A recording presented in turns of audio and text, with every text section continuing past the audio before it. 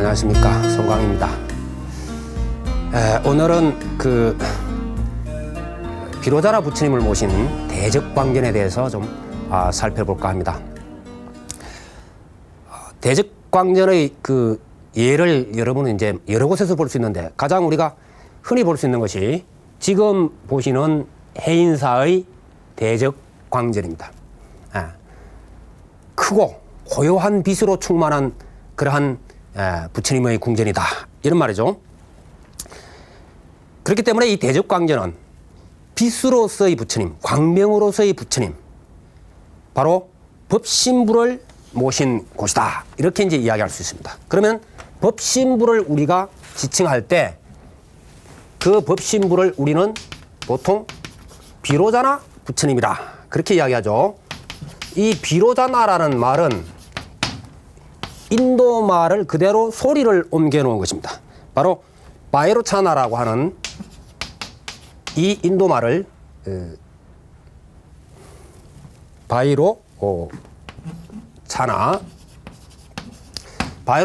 하는 인도 말인데, 이 바이로차나라고 하는 그 말은 태양이라는 뜻이 본래 있고요.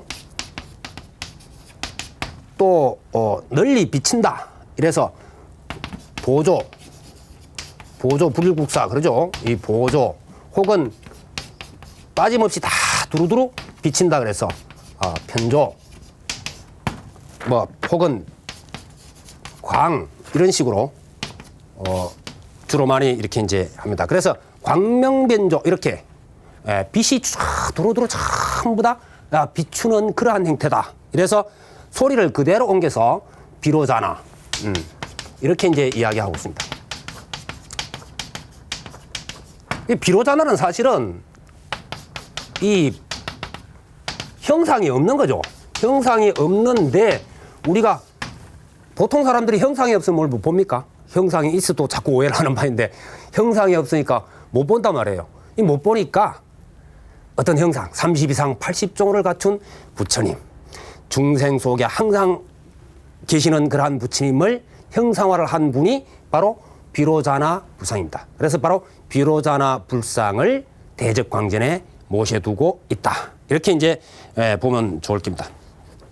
이 비로자나 부처님은 의상스님으로부터 비롯되는 화엄종, 대찰들이 대부분 뭐 여기에 해당된다, 이렇게 볼 수 있는데, 사실은 그런데 이제 화엄종 사찰에서 큰 불전이 전부 다 대적광전은 아니다 하는 것은 요즘에 와서 많이 이렇게 이제 시대의 흐름에 따라서 상당히 중간중간에 중창도 되고, 또 우리나라는 이게 옛날에 지어놓은 그 건축들이 별로 없어요.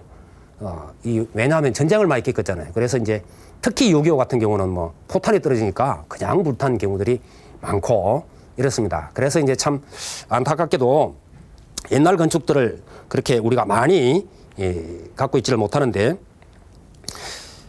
이 대적광전은 다른 이름으로도 상당히 이제 많이 쓰입니다. 그것은 바로 바이로차나라고 하는, 비로자나라고 하는 저 말의 뜻을 어떻게 이제 푸느냐에 따라서 그것은 정가가 이름이 많이 바뀌었습니다. 그래서 대적광전, 크게 고요한 빛, 대적광전, 혹은 대광보전, 대광명전,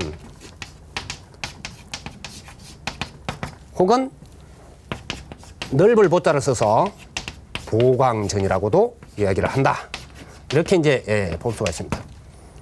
이것이 전부 다 사실은 비로자나 부처님을 모신 불전의 여러 가지 이름들이 되겠습니다. 그런데 이제 사실 그 대웅전이 따로 있고 비로자나 부처님을 모셨을 경우에는 이것을 비로전이라고 해서 모신 경우들도 상당히 많이 있습니다. 해인사, 금산사, 혹은 그 보림사, 이런 곳은 대적광전 이렇게 되어 있고요. 통도사 같은 경우가 대광명전에 해당되고, 그 다음에 그 통영 미륵산 용화사에 소위 보광전이 있고, 마곡사 같은 경우는 대광보전이 있습니다. 그래서 저기에 예를 들었던 것들이 우리나라에 전부 다 있다 이렇게 보는데, 사실 이제 조금 전에 그 용화사 보강전을 이야기했습니다만은 실제로 용화사 보강전은 가보면은 비로자나 부처님이 모시지 있지 않고 아미타 부처님이나 관음세지, 미타 삼존이 모시지 있습니다. 그래서 이 조금 이제 또 그 편액하고 불전의 이름하고 안에 모시진 부처님 모습하고 좀 다른 것을 이렇게 이제 볼 수가 있습니다. 협시불이라는 것은 옆에서 모시는 불이다 이런 말이죠. 아까 그 서가모니 부처님의 협시가 말하자면은 가습 안안이라든지 혹은 문수보현, 제화갈라 미륵, 뭐 미타 약사 열애 이렇게 이제 이야기를 했죠. 그러니까 옆에서 보조하고 모시는 입장, 또 그 역할을 분담해서 해주는 그런 분들, 이런 뜻이 되겠습니다. 협시. 이 협시는 이제 주로 보면은 그 원만 보신인 노사나불, 그 다음에 천백억 화신 서가모니불, 이렇게 이제 세 분이 모셔지는 경우가 있고, 비로자나불과 문수보현, 이거는 뭐 아까 대웅전하고 같죠. 문수보현 보살이 모시고 있는 그런 경우도 있습니다. 근데 이제 해인사 같은 경우에 가보면은 본전이 비로자나불이고요. 또 이렇게 보면은 오른쪽으로 보면은 또 역시 비로자나 부처님으로 보면 왼쪽이 됩니다만은, 이게 이제 우리가 좌우 협시라 할 때 부처님 주존이 계시고 왼쪽 오른쪽으로 갑니다. 우리가 볼 때는 오른쪽 왼쪽이 돼요. 이제 여기 착각이 많이 일어나는데, 좌보처라고 했을 때 좌협시라고 하는 말하자면 내가 이렇게 본존일 경우에 나로부터의 왼쪽이 됩니다. 그러니까 보는 자는 오른쪽이 되죠. 그래서 거기에 예전에 모셔졌던 비로자나 불이 계시고요. 그 다음에 오른쪽으로 와보면은, 그래 우리가 보기에는 왼쪽으로 와보면 지장보살이 모셔져 있습니다. 그리고 그 이제 사이에 문수보현 두 보살이 모셔져 있다. 그래서 이 경우에는 비로자나 불과 문수보현 이 삼존이 되지만은 사실 문수보현 상은 적고 이쪽 비로자나 불과 이쪽 지장보살 상이 훨씬 더 큽니다. 이런 경우가 있고요. 그 다음에 이제 마곡사라든지 통도사라든지 혹은 보림사 같은 경우는 비로자나 부처님만 모셔놓은 그러한 이제 정각입니다. 이 불전입니다. 특이한 경우에 이제 금산사 같은 경우를 한번 살펴보면요. 지금 보시는 곳이 바로 금산사 대적광전의 안에 모시져 있는 불보살입니다. 근데 안타깝게도 이 금산사 대적광전은 1987년인가 그렇죠? 1987년인가 대화재에 의해서 전소가 되어지고, 우리가 다시 지금 총무원장이신 그 월주 스님, 큰 스님께서 이것을 이제 전부 다 힘들여서 다시 이제 중건을 한 그런 경우가 되겠습니다. 예전에는 보면은 이 금산사 대적광전은 좀 특이한 정각이었어요. 대웅전이 그 안에 들어가 있고요. 그러니까 따로 있다는 게 아닙니다. 전부 다 통합되어 있다는 겁니다. 대웅전이 있고, 그 다음에 대광명전, 극락전, 약사전, 나한전, 이게 전부 다 통합된 형식이었어요. 그래서 거기 보면은 말하자면은 수많은 불보살과 나한까지 이렇게 이제 모시져 있었는데, 지금 우리가 이제 화재 이후에 중건할 때 다시 세울 때는 나한전은 독립해서 나갔습니다. 나가고 지금도 보면은 대웅전 성격, 그 다음에 대광명전 성격, 약사전 성격, 그 다음에 극락전 성격, 이 네 가지 성격이 같이 있습니다. 그러면 그 안에 정각에 모시져 있는 부처님들이 어떤 부처님인지 대충 짐작하실 수가 있을 겁니다. 제일 가운데는 물론 그 비로자나 부처님이시죠. 그 비로자나 부처님이 이렇게 가운데 모셔져 있고, 그 다음에 이제 좌측으로 보면은 서가모니불과 아미타불이 모셔져 있고요. 그 다음에 오른쪽으로 이렇게 보면은 노사나불과 약사이레가 있습니다. 그 다음에 이제 그 사이사이에 소위 보처인 보살들, 협시를 하는 보살들이 쭉 있죠. 그래서 보면 대세지보살, 관음보살, 문수보살, 보현보살, 일광보살, 월광보살, 이래서 5불 6보살이 모셔져 있는 곳이 금산사의 그 대적광전입니다. 좀 특이하죠. 그런데 이제 앞에서 우리가 그 서가모니 부처님 상과 비로자나 부처님 불상을 그러면 무엇으로 우리가 구별할 수 있느냐? 만일에 아까 이야기한 반대로 편액이 걸린 불전의 이름과 안에 모시진 분이 다른데 그럼 이럴 경우에는 어떻게 하느냐? 물론 어떤 경우는 착각이 많이 일어납니다만은 가장 큰 특징을 보면은 그렇습니다. 서가모니 부처님은 항마촉진이라고 하는 수인을 하고 있습니다. 이 항마라고 하는 것은 마구니를 항복받고 소위 증명해 보이는 그러한 경우입니다만은 마구니를 항복받기 위해서 촉진은 땅에 손가락을 대었단 말이죠. 수인. 이것은 서가모니 부처님께서 마지막 성불을 하실 때 소위 타화자재천의 어른이었던 마왕 파순이가 두려워해서 방해를 하게 되죠. 그래서 처음에는 군사들을 보내가 위협하고 안 되니까 그 다음에 자기 딸들을 거의 나체의 형상으로 해가 유혹을 하고 안 되니까 본인이 가서 이제는 애걸을 합니다. 제발 좀 성불하는 것 좀 대각을 이루는 것을 좀 멈춰 주시오. 부처님이 역시 그것도 안 되니까 마지막에는 때를 씁니다. 당신이 성불한 줄 어떻게 아느냐? 아무도 이것을 증명해 줄 사람이 없을 것이다. 그때 바로 이제 서가모니 부처님이 바로 이 항마촉진을 합니다. 그래서 이렇게 선정인을 하고 있는 상태에서 왼손은 그대로 두고 오른손이 무릎 밑으로 내려가서 땅을 가리키고 있는 형상이 항마촉진입니다.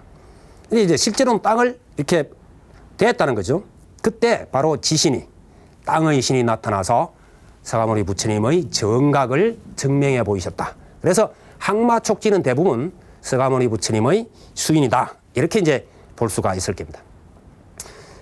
그 대신 비로자나 부처님은 이 소위 지권인이라 그럽니다. 지자가 이게 이제 지혜 지자를 써 권이라는 것은 이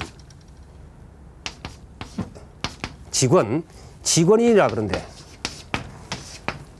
이 직원인은 좀 특이하죠. 우선 제가 알기 쉽게 이제 제 손으로 설명하자면은 왼손을 말하자면은 이 엄지를 안에 넣고 이것을 이렇게 감쌉니다. 감싼 상태에서 이걸 들죠.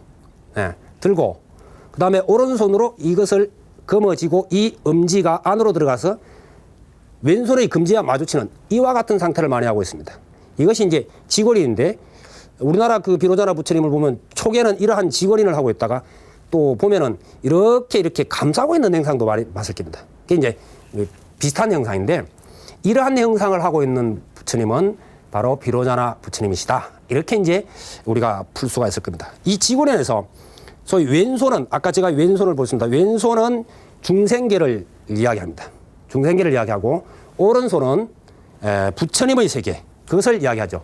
따라서 비로자나 부처님의 세계로서 중생을 감싸서 소위 말해서 진리의 세계와 어리석음의 세계가 둘이 아닌 것을 보여주시고 중생의 세계와 부처님의 세계, 중생과 부처가 결코 별개의 존재가 아니라고 하는 것을 보여주고 있는 불상이 비로자나 부처님이시다. 이렇게 이제 볼 수가 있을 겁니다. 사실 이 비로자나 부처님은 법문을 안 하시는 분이시죠. 진리로서의 법신이시니까 법문을 안 하시는데 다만 우리 곁에 언제나 충만해 계시다는 것이죠. 빛으로서. 그래서 우리가 말하자면은 마음의 눈이 멀어서 그것이 안 보이는 것이지 확연히 우리가 그러한 모든 것을 놓아버린 상태에서 텅 비어 맑아지면은 그 자리에서 우리는 곳곳에서 언제나 바로 이 비로자나 부처님을 만날 수가 있다. 그럽니다. 그래서 비로자나 부처님의 세계를 연화장 세계라 그러죠. 연꽃 속에 되어 있는 아름답고 멋들어진 세계. 그래서 우리가 보통 연화장 세계를 이룩하자 뭐 이런 이야기를 하잖아요. 바로 이제 연화장 세계가 비로자나 부처님의 세계를 이야기를 한다.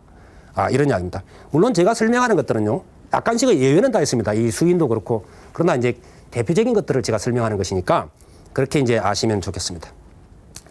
그 다음에 아까 삼신 가운데 비로자나 부처님을 모시고 있는 heb시하는 노사나불이라고 하는 부처님이 있는데 이 노사나불은 따로 정각이 없어요. 불전이. 그래서 또 우리가 특별히 노사나 부처님은 어떻습니까? 뭐 경배하거나 우리 신앙의 대상을 삼지 않죠? 그러면 이 노사나 부처님은 어째서 그럴까? 보통 이 부분에 대해서 의문을 잘 안 가지는 것 같아요. 물론 여기에 대한 확실한 답변은 없습니다만은 우리가 짐작에 미루어 볼 수는 있습니다. 이 노사나 부처님은 보통 잔해증이라 그러는데요. 스스로가 그 증득한 그 깨달음의 경지, 이걸 잔해증이랍니다. 그것을 즐기고 있으면서 스스로 즐기는 그 경우 다른 중생들을 포용해서 제도하지는 않는 아직 그러한 상태를 소위 자수용신이라 그럽니다. 이 뭐 좀 전문적인 용어가 돼서요. 어려움을 느끼실지 모르지만 자수용신 그리고 타수용신이란 말이 있죠. 다른 일체 중생을 다 거두어 제도하고 하는 그러한 입장인데 이 원만 보신 노사나부는 사실은 보신이 두 종류가 있죠. 노사나불 같은 경우는 자수용신이고 아미타불이나 약사리는 타수용신이다.